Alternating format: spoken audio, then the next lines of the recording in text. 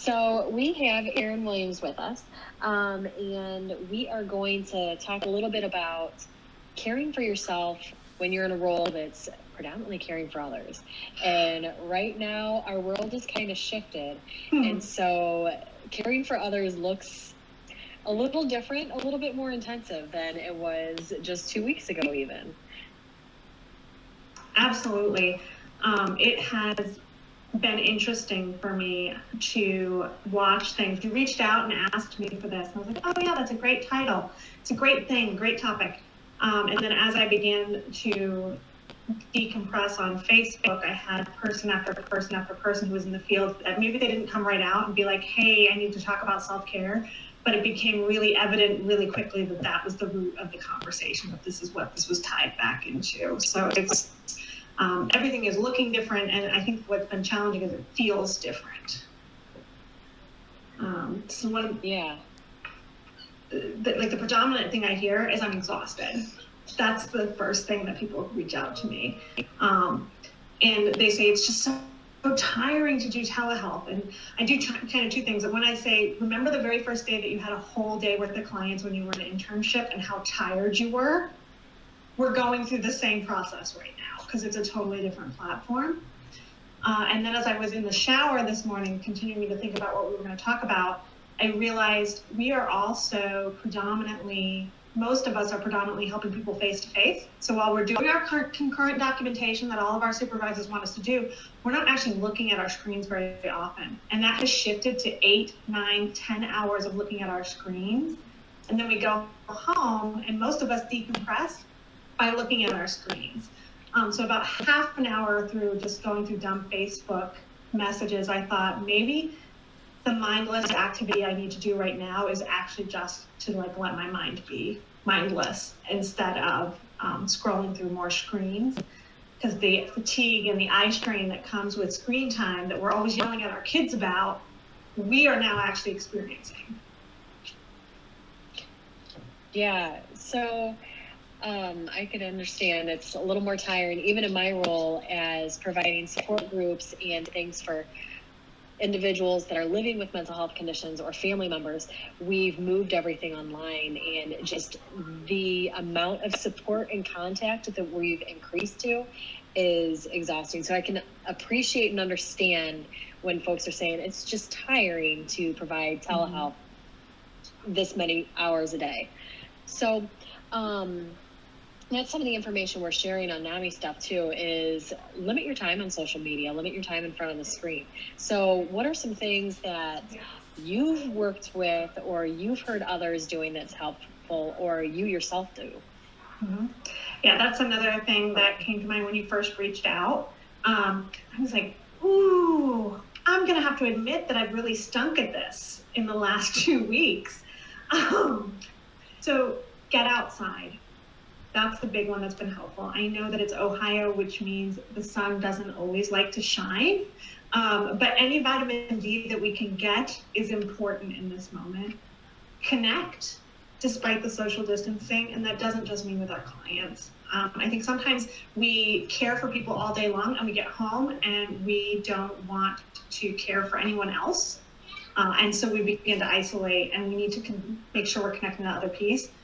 For me, it's been connected with the arts because it's something that I'm passionate about anyway. So if you're friends with me on Facebook, you would know that post after post after post is about where can you watch a musical, where can you share your talents online, what can you sing along to in the shower, who's having a dance-a-thon on their porch. But find something that was part of your life before and make a dedicated, intentional time to bring that back into your life in this new setting. So what's been something interesting that you've learned through that process? So I have learned that I am bad at self-care because I think that I have kind of done one of two things. I've either identified self-care as not doing anything or having a treat. And I think both of those are important in self-care, but it means that I've lost a lot of my routines that were part of my life before. It means I'm not practicing my piano. It means I'm not making sure that my diet and my exercise and my sleep hygiene are good. It means that I'm escaping reality, which is something we need to do in this time. And reality is still there when I'm done. So I need to come back and really get some of those rituals and some of those routines back in my life. And that's sometimes self-care doesn't look like what it does in the memes on Facebook. Sometimes it means reconnecting spiritually, or sometimes it means taking care of my body, or sometimes it means actually doing the laundry. Get that? I get that. So what are some other tips that you can give other clinicians and other folks that are constantly in that on phase and providing support for others? I think that the things that I've been trying to do is to remind us that we know, probably better than any other population, all the tips and tricks. I could sit here and I could list coping skill after coping skill, and you're all going to go, I know that, I know that, I do that, I do that, I tell my clients to do that. And the truth is we actually don't apply it to ourselves. So just taking what the things are that you know work, because you've been telling people to do them for a year, 2 years, 10 years, 20 years, and beginning to kind of put that back into place. I think another one is giving yourself some grace. Our brains have been bathed in cortisol now for over 2 weeks because the stress levels have been so high as a society. And we know from working with individuals that have been in fight, flight, and freeze for long periods of time what that does. It can make you more irritable. It can make you come across as aggressive. It can make you want to isolate. It can make you, the list goes on. We know what those are. So give yourself some grace about the fact that maybe that's what's happening in this moment and it's a reaction, and to just recognize what it is and let it go at that. One of the other ones that I've been trying to tell everybody is to schedule your freakouts. By that, I mean, we have these wonderful devices that now beep every time Governor DeWine or the CDC updates information. And so we can have these uninterrupted flow of information, which creates freakouts all day long. So schedule them. I'm only going to check Facebook from this time to this time as far as COVID is concerned. I'm only going to watch the press releases at this time. And allow yourself to freak out in that moment, because the anxiety that comes with this is part of your brain trying to protect you. It's why we don't touch a hot stove, and it's why we don't pick up a rattlesnake. That's an important part of this. But at the same time, we can't live in that state of arousal 24/7 and expect to come out on the other side as calm and centered as we were when we went in. So, I think we can all appreciate that we've not been great at self-care lately, especially those of us that have kind of scrambled to get things completely different than what we were doing just 2 weeks ago. So are you feeling yourself kind of slowing down a little bit and having an opportunity to kind of step back and say, probably should be doing that self-care now, now that I'm not running such a fast pace? Now that we've all kind of got our, at least structure underneath our feet, I absolutely have. I put up my Facebook the other day. I'm like, oh, I'm down to a 15-hour day. Woohoo! And then I'm down to a 12-hour day. And then it becomes about prioritizing my day too, which allows me to have the self-care. So I got the first day where I got to come to work when the sun was already up and leave when the sun was still up. And that was exciting.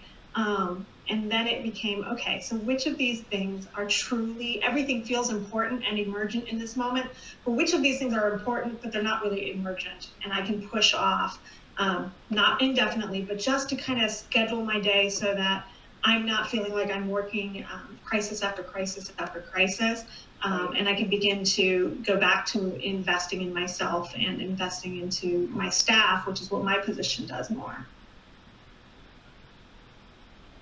Do you have any other tips for other clinicians or folks that are providing services that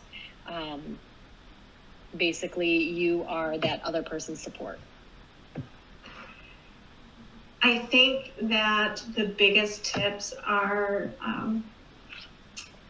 I guess it would come back to the thing that I said before about giving yourself grace and giving grace to the other people.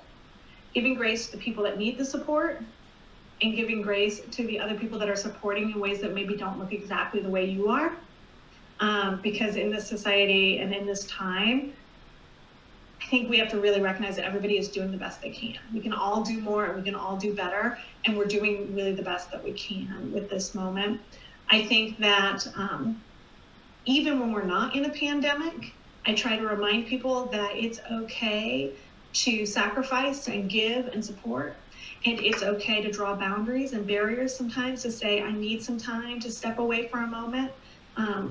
I had a staff member who didn't look really great the other day, and I asked her what was going on, and she said, I just feel the need to rescue every client that calls. And I said, wow, that's like a really big job. And we talked about the fact that we were working to meet that client's need, but that day was spent on training, and it's okay that we had to tell them that we'd call them tomorrow morning, that it's okay that we're not going to be able to fix everything in this moment. We're going to leave that to those who are in the CDC and the World Health Organization and see how they do with that. Well, Aeryn, we appreciate your time, and we wish you well in trying to instill a lot more self-care. Hopefully this weekend you're able to kind of decompress a little bit more. I am taking a whole weekend off, and unless it's a true emergency, I'm not answering my phone, so I'm looking forward to it. That's great.